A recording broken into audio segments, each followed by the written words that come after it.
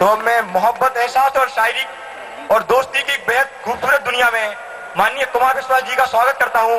और यह माइक अब मैं उनको देता हूं कि वो अब मंच संभालेंगे। यार हिलियो मत। आप सबको हिंदी कविता की ओर से प्रणाम करता हूं। आप न केवल हिंदुस्तान की बल्कि एशिया की सर्वश्रेष्ठ युवा वैज्ञानिक प्रतिभा हैं। मुझे पता था कि आदमी कितना ही जीनियस हो, अपनी झूठी बड़ाई सुन के ऐसे ही खुश होता है।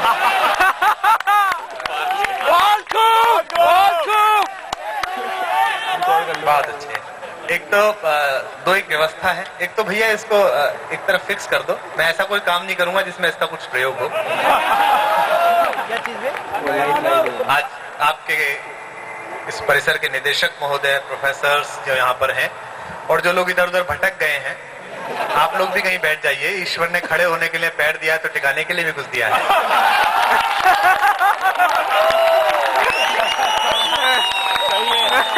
आगे ले आइए कुर्सी, कोई बात नहीं है। नहीं, सीटी मत मारिए, क्योंकि मेरे बारे में तो लोगों को पता है, आपके बारे में शक करेंगे। हो सकता है कुछ लड़के दोस्ताना देख के आए हों।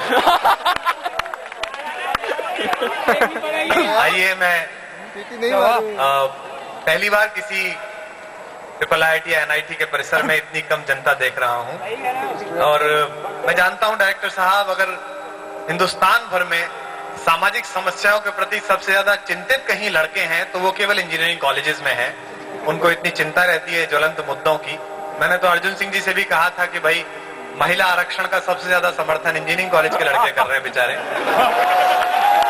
उनका बड़ा मन रहता है कि 33% होनी चाहिए।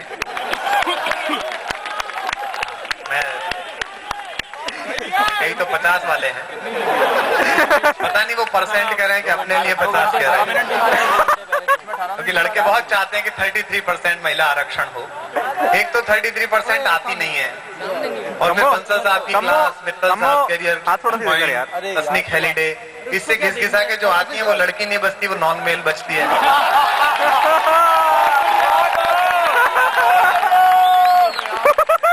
बेचारे बच्चे काफी कष्ट में हैं। मैं आपकी पीड़ाएं समझता हूँ, चिंता मत करिएगा। बहुत बड़ी महफिल है, लाखों लोग हैं, क्योंकि 1.25 लाख के बराबर तो एक सरदार बैठा हुआ है, एक संख्या गुरु का बंदा बैठा है। जब भी मेरे शो में कोई सरदार आ जाता है तो मुझे लगता है प्राइम मिनिस्टर ऑफिस से भी कोई आया है। बड़े समझदार और शालीन हमारे सरदार जी मित्र हैं। मुस्कुराने से पहले भी किसी महिला की ओर देख लेते हैं। दिल्ली से लेकर ग्वालियर तक बिना मैडम की इच्छा के कोई सरदार नहीं मुस्कुरा। दो बातें आपसे सुनने में शुरू में सुन लीजिएगा, फिर मैं आपको कुछ चीजें सुना देता हूं जिसके लिए आप मुझे बुलाते हैं। कुछ नई कविताएं मेरा सुनाने का मन है, कुछ आपसे जोड़ने का मन है।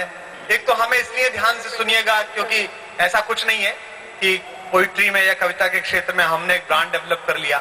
इसलिए सुनिएगा कि वर्षों पहले, शताब्दियों पहले मेरे एक पूर्वज को आपके पूर्वज ने गंभीरता से सुन लिया होता और अमल कर ली होती तो आज विश्व की सारी तकनीकी प्रगति हमारे घर में होती।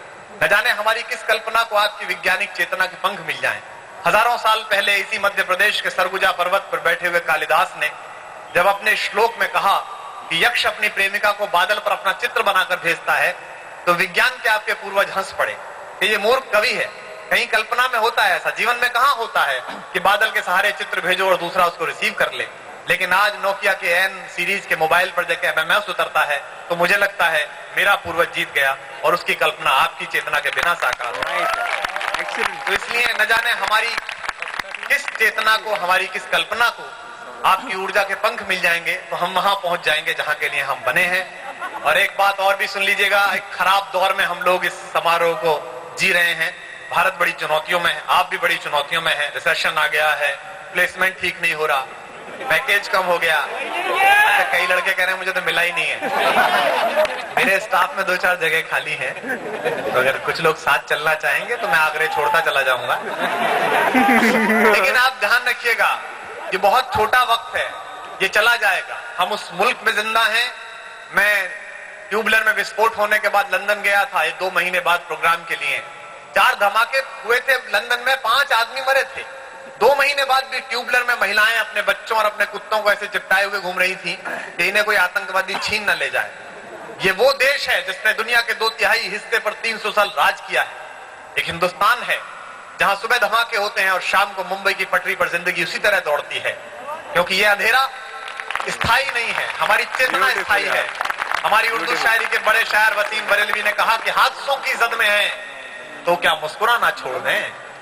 आप सबकी युवा पीढ़ी की चेतना मुझे अगली पंक्ति पर खड़े होकर तालियों में मिले आपके हाथों के ऊपर उठे हुए हाथ दिखाई दें, ताकि मैं चेतना से सुना पाऊं कि हादसों की जद में है तो क्या मुस्कुराना छोड़ दें, और जलजलों के खौफ से क्या घर बनाना छोड़ दें। जलजलों के खौफ से ये हिंदुस्तान है जो बरसों जिंदा रहता है, जो बरसों आगे जाता है। आप मुझे सुनते समय बिल्कुल दिल से सुनिएगा, बुद्धि इस्तेमाल करने की बिल्कुल कोशिश मत करिएगा, क्योंकि लिखते समय जब मैंने नहीं लगाई तो सुनते समय आप क्यों लगाना चाहते हैं। आओ बैठो, सुनो सही दिशा से।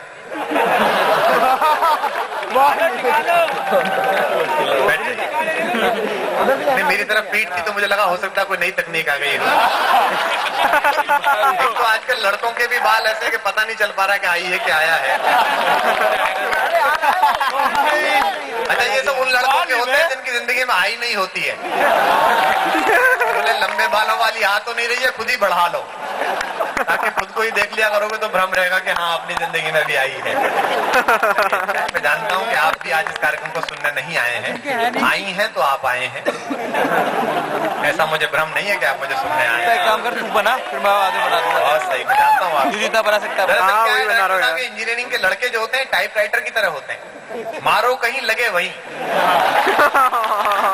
आप कोई भी वाक्य बोले इनकी चेतना वहीं पहुंचेगी जहाँ इन्हें जाना है, ये सुधर ही नहीं सकते। और लड़कियां यहाँ बैठी देखो, ये लड़कों पर भरोसा मत करना, पुरुष बड़ी खराब जाती है।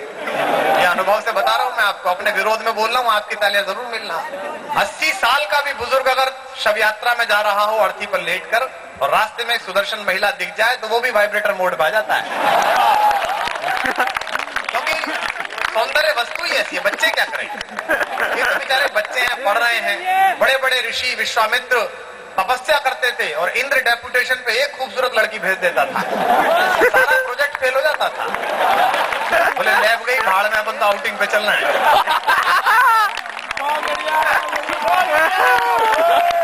बेचारे बच्चे क्या करें, सौंदर्य चीज ही ऐसी है साहब। आप देख लो, आधा घंटे योग सीखने गई थी मल्लिका शेरावत, बाबा की एक आंख पूरी आज तक नहीं खुल रही। सारा योग लगा हुआ है, सौंदर्य चीज है, ये बच्चे क्या कर सकते हैं। मैं आपको कुछ एक पंक्तियां सुनाता हूँ। ये वीडियो वाले भैया बैठ जाओ, इसको थोड़ी देर में बंद कर लेना है ना। एक इस पे ढक्कन मिला होगा ना साथ में, वो इसी पे लगाने का था। आइए मैं आपको 4 पंक्तियां सुनाता हूँ। अक्सर देखो, हम कोई कवि ववि नहीं है, डायरेक्टर साहब बैठे हैं यहाँ पर, मेरे बहुत प्यारे दोस्त बड़े शायर दानिश साहब बैठे। हम कोई शायर नहीं है, कोई कवि नहीं है। हम लोग तो वो हैं जो पहले चिरकुटों में ढूंढे जाते थे, आजकल ऑर्कुट में ढूंढे जाते हैं। एक जनरेशन है, एक पीढ़ी है जिसको जबान देने का मन था, तो कुछ एक कविताएं आप तक पहुंची और पूरी दुनिया में जहां जहां टैकीज गए वहां वहां आप लोगों ने बहुत पसंद किया, क्योंकि मैंने भी बहुत कम IQ से लिखी थी और आप में तो है ही नहीं। 4 पंक्तियां मैं आपको सुनाता हूँ। बहुत सारे लोग पूछते हैं कि साहब वो कौन सा इंजीनियरिंग कॉलेज था जिसने समय रहते आपको विदा कर दिया ताकि कॉलेज और आप दोनों बच गए। मैं उस जगह का नाम लेता हूँ, 4 पंक्तियां पढ़ता हूँ। आप पहली बार आपके बीच आया हूँ, इसलिए कुछ लोगों ने सुना होगा, कुछ ने नहीं सुना होगा। मैं ऐसा मान के चलता हूँ सब नए श्रोता हैं, उसी तरह के दाद दीजिएगा। जो इधर लड़के बैठे खड़े हुए हैं, बैठ जाओ तुम यार, तुम भी आगे बैठ जाओ। यहाँ देखो बीच में जगह है, वहां बैठ जाओ। अच्छा नहीं, बीच में बैठ जाएंगे, बीच के ना हो तो। बैठने में क्या देखा, दरअसल कोई खड़ा वाला होता है, चलता है तो मेरी चेतना भंग हो जाती है, मुझे समझ में नहीं आता। मैं इधर देखूं अचानक कोई खड़ा हो जाए तो मुझे ऐसा लगता है अभी बीजारोपण करा, अभी वृक्षारोपण हो गया। मेरी चेतना थोड़ी भंग हो जाती है। सुनेगा, निवेदन करता हूँ।